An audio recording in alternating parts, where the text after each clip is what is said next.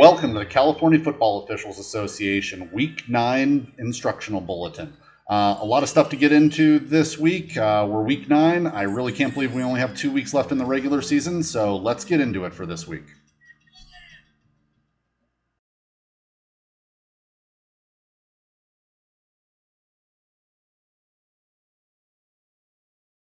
Wanted to start off this week apologizing that I've been a little slow on these bulletins. The last week and a half here or so, my wife and I welcomed our first daughter, Parker Kendall Truex, into the world earlier this week. So in about 18 years, we'll have a new CFOA official joining the ranks. I want to appreciate everybody that's reached out and wish us the best.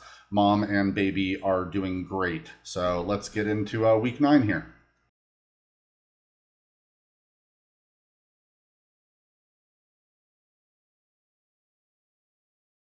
All right, to get us started this week, I thought I would go through the quiz answers or quiz questions here from 2 weeks ago. I'm going to jump around a little bit and kind of tell a story around some of these questions here. So really, I'm going to start with question number 3, which was hurdling is an attempt by a player to jump or hurdle with one or both feet or knees foremost over an opponent who is contacting the ground with no part of his or her body except one or both feet.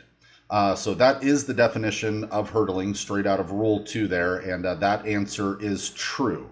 So if we were to go back up to the first question here, which is hurdling an opponent is always illegal, that question is false.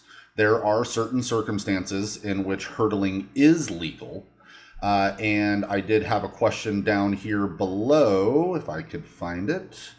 Let's see. Yep, there it is. So A, 1st and 10 from the A20. B30 slips and falls on the ground just as our running back A21 is running toward him with the ball at the A27.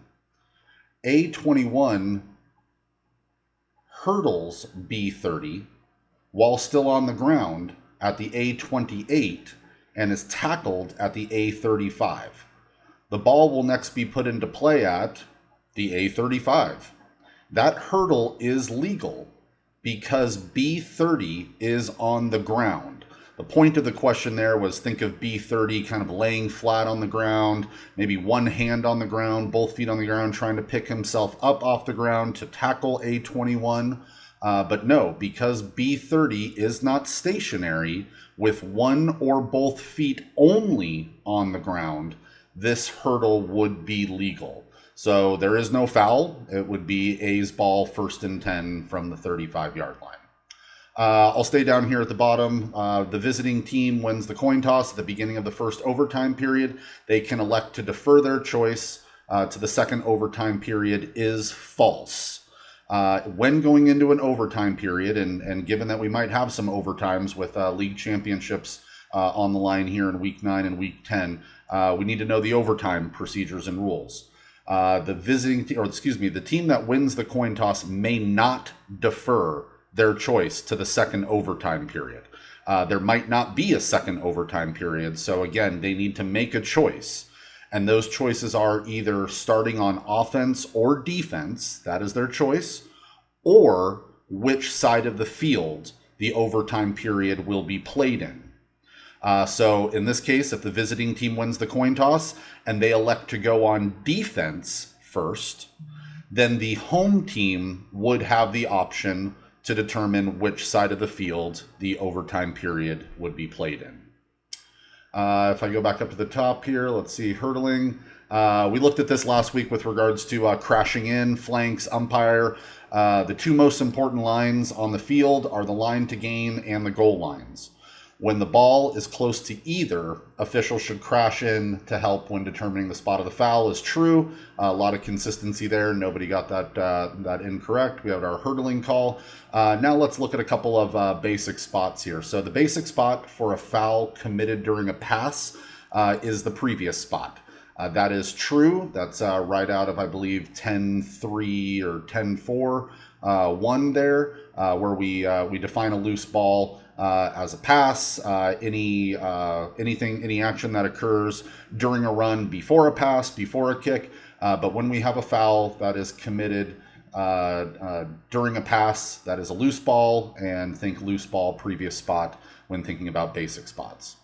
The next question there, the basic spot for a foul committed by Team A behind the line of scrimmage is the spot of the foul. Mostly everybody got that correct. That is false.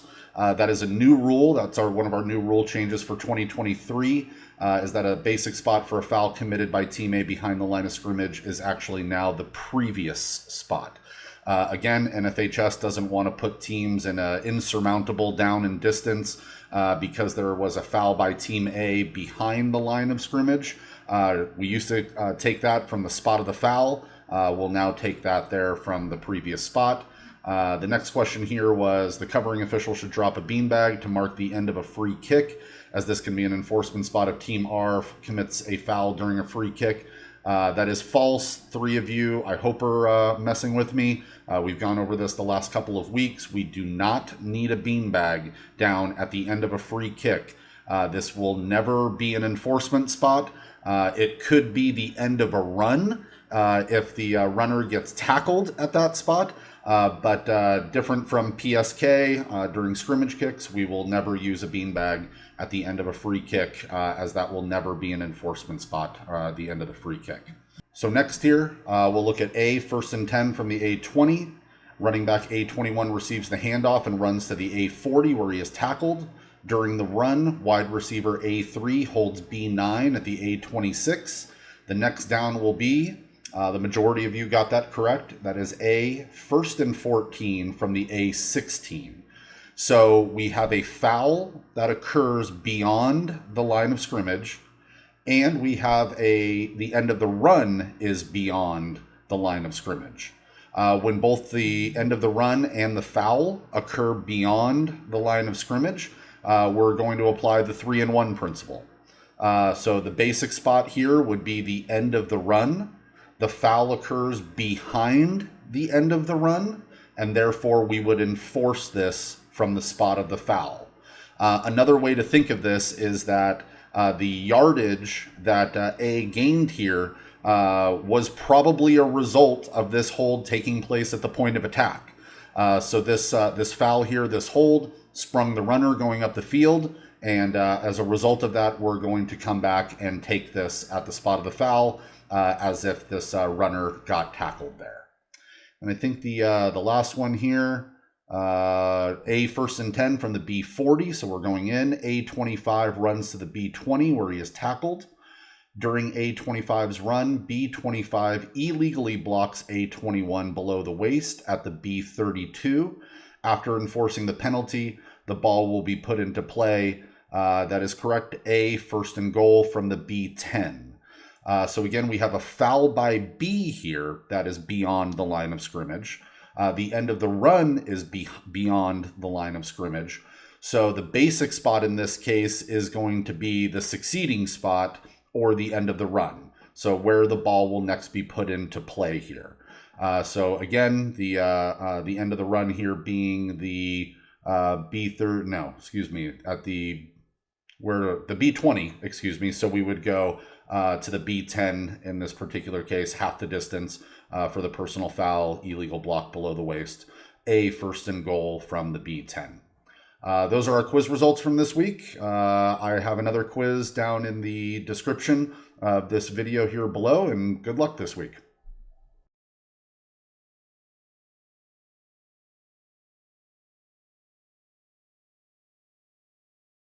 And before we get into the plays for this week, we had an interpretation that was sent out by our state rules interpreter, Steve Coover, earlier this week.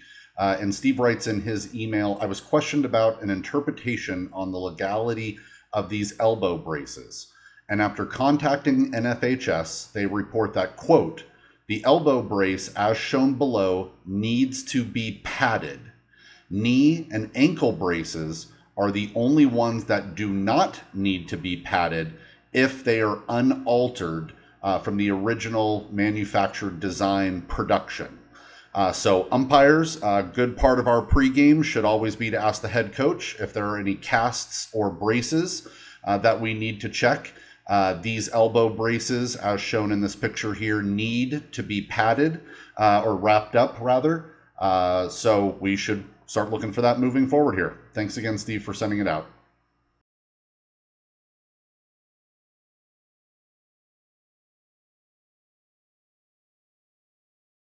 For our first clip this week, we're going to look at a good example of defensive holding, which is something that we don't see too often, especially on a running play by A here. But we're going to look at this action from this defender right here. And as I kind of play this through a little bit, notice that we might have a potential targeting on this play as well with this tackle. We'll talk about that here in a second.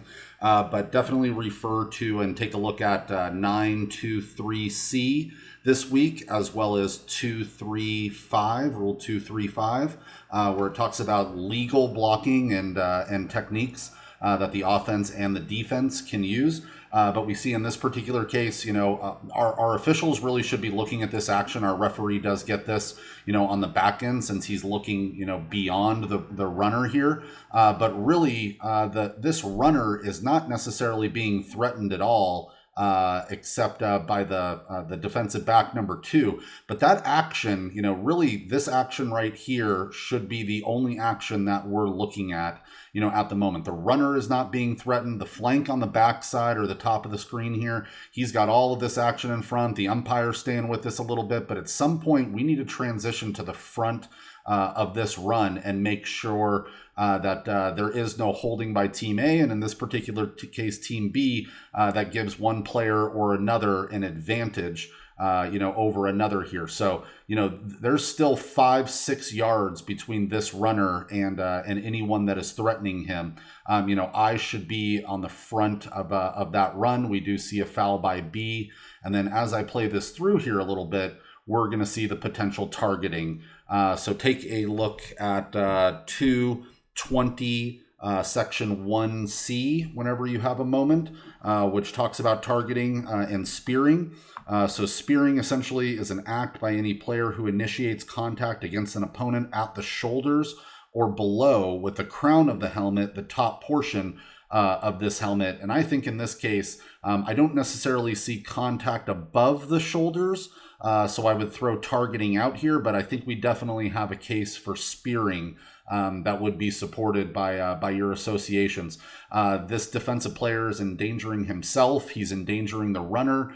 He's not trying to make a legal tackle by wrapping up this player at all. This is a really dangerous hit and one that we do want to see or not see in our game here moving forward. So let's keep an eye out for targeting and spearing fouls as well as we get into to week 9.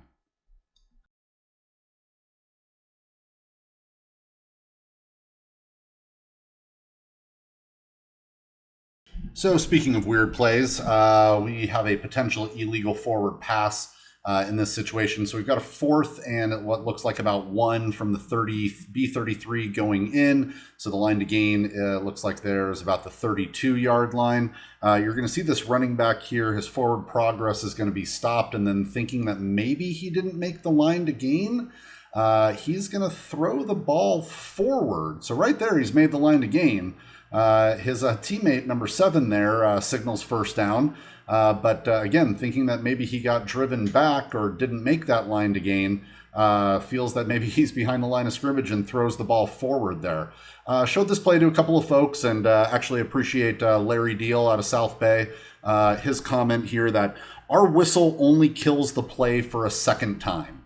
And we like to have slow whistles, but this player's forward progress is stopped. If I rewind it here, again, line to gain being the B32, he's made the line to gain, right there, and starts getting driven back, by these defensive players, before he throws the ball, forward there. So I would say that right here, he's down. The forward progress is stopped. The play is dead. We have a good slow whistle there by the flank. We even have number 7 there signaling first down. But right there, the play is dead.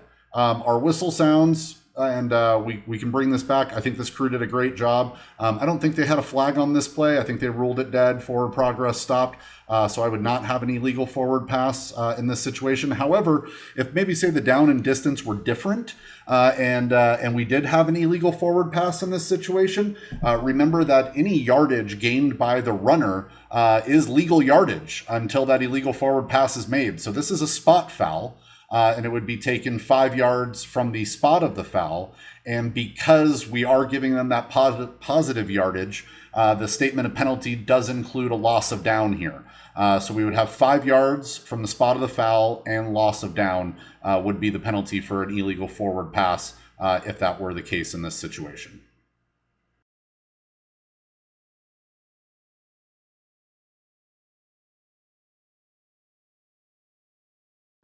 And to close this out this week, I wanted to look at 2 good examples of offensive pass interference. And we're going to be looking at this action by this offensive receiver here at the bottom of the screen. But watch this contact that's made after the snap here to almost screen or pick that player's the defensive back on that side of the field.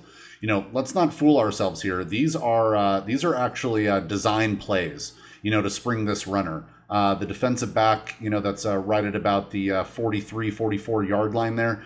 He's going to be responsible for the wide receiver in front of him, which is why he kind of freezes there. But look at that wide receiver just kind of go right by the receiver towards the bottom of the screen, goes right by his defender there in man coverage because of that screen or pick.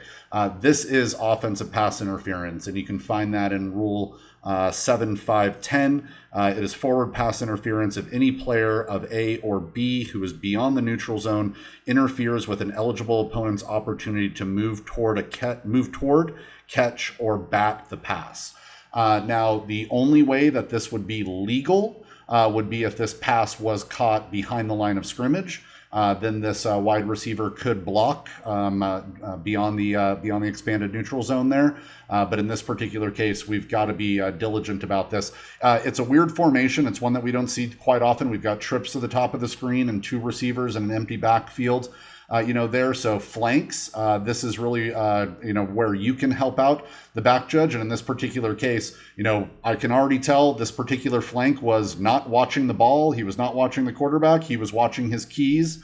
And right in front of him, he saw this foul, was really slow, waited until that pass was thrown beyond the neutral zone, and has a flag out for offensive pass interference. As we've talked about before, pass interference either by A or B is a loose ball foul. That the basic spot is the previous spot. So we would take this back to the previous spot and go back 15 yards against the offense and replay the down. And here's one more quick example of offensive pass interference where really these are design plays.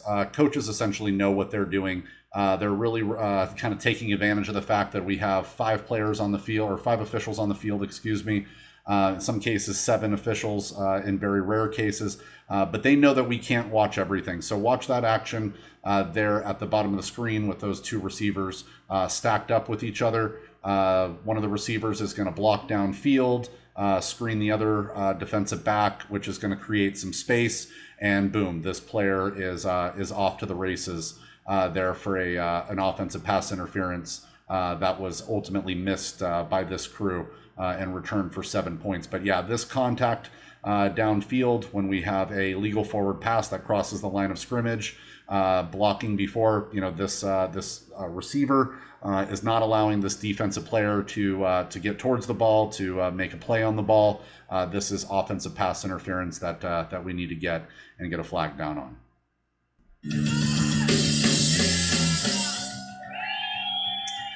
And that's going to do it for week 9. Slow whistles, call what you see. Going to be a big week. A lot of league championships on the line. Let's be great out there and have a great week 9, everybody. See you next week.